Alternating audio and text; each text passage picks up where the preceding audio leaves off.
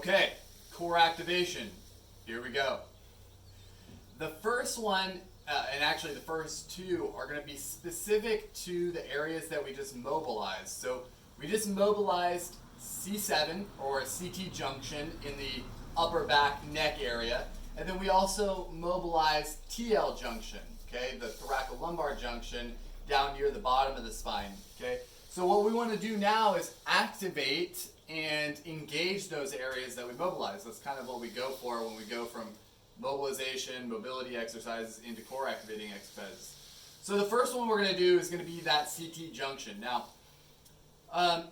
what you're going to see is it actually looks like more shoulder movement, and that's because it is. It is actually more shoulder engagement than it is core engagement, but it's going to be working more of the scapular movement muscles, okay? And it's not, as I said, core engaging, but it's very important to overall core function.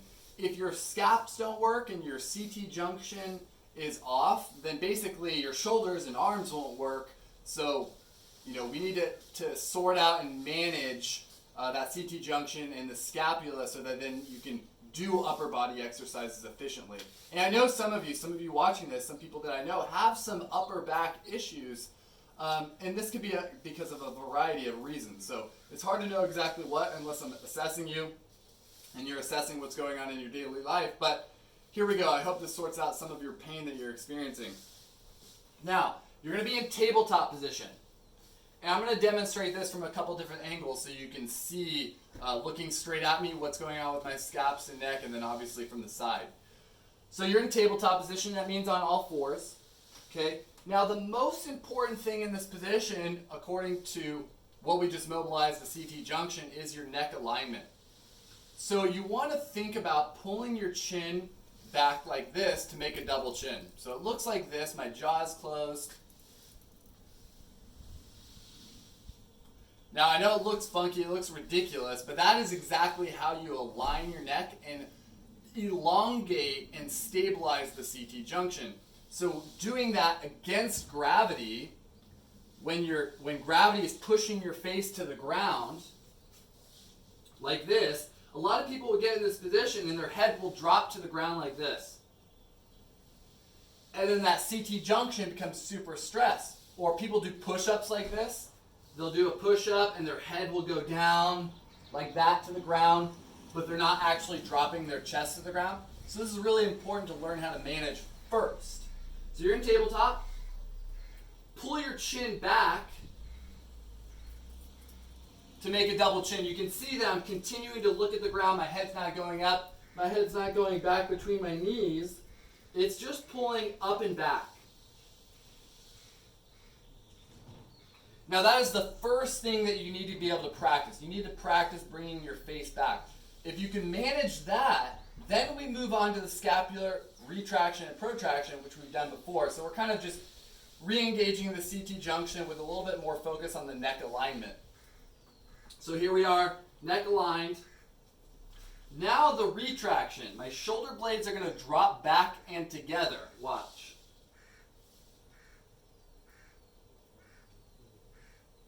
Now they push down and away from each other.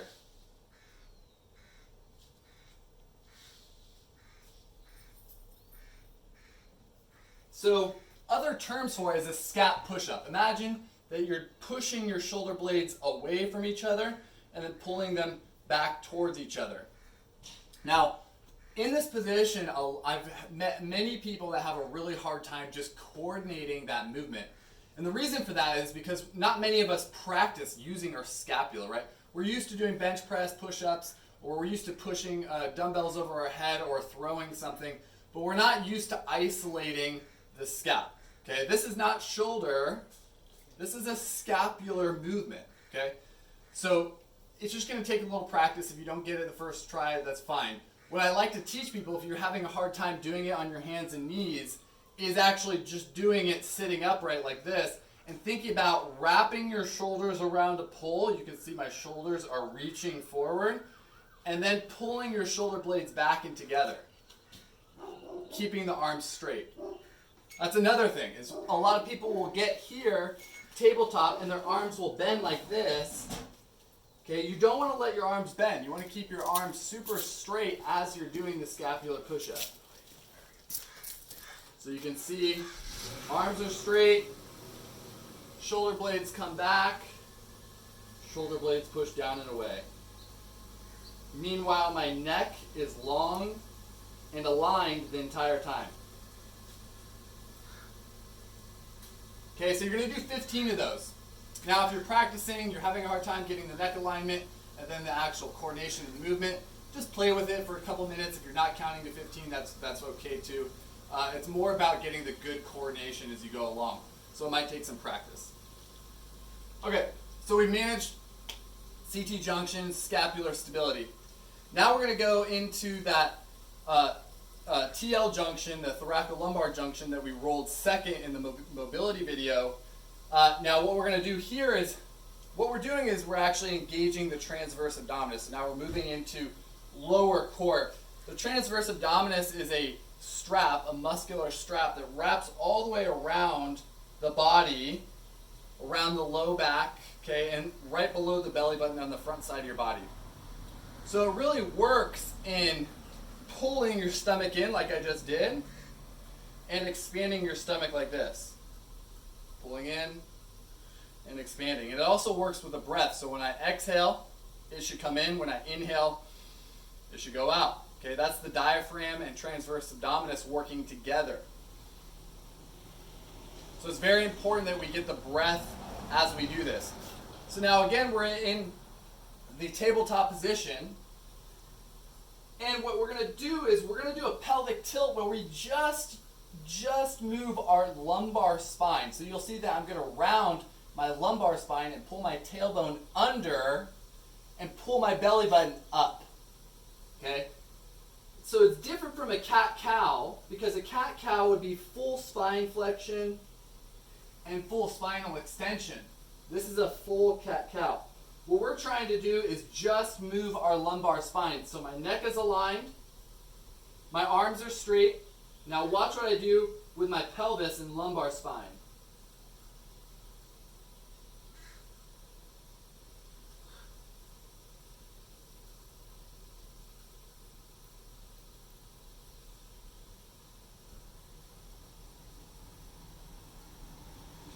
It's very subtle, as you can see, very slow. It doesn't need to be big, fast, or crazy difficult. It's a coordinative exercise, okay? It's teaching your TVA and lumbar spine to flex and extend safely, okay? A lot of people have low back issues because they don't even simply know how to do something like this, coordinated with the breath. And that's something I didn't even mention yet. How do we breathe when we do that? Well, as we stick our tailbone up, we inhale. As we pull our tailbone down and under, we exhale. So I'll describe and do the breath at the same time. As I arch my lumbar spine, I'm inhaling. As I curl my tailbone under and round my lumbar spine, I'm exhaling. Inhale. Exhale.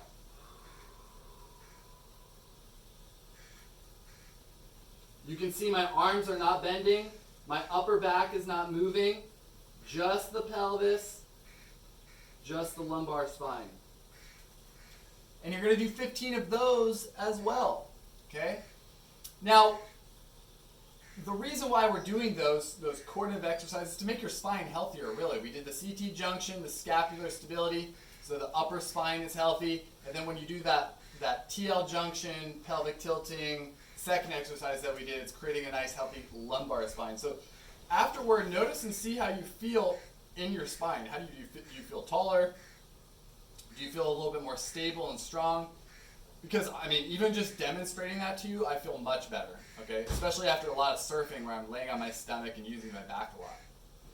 Now the next exercise, and the last core exercise. We're going to be sitting on our butt. I'll show this to you facing both directions, facing the camera and then facing sideways. We're going to try to, and for some of us, we may not actually lift our feet off the ground.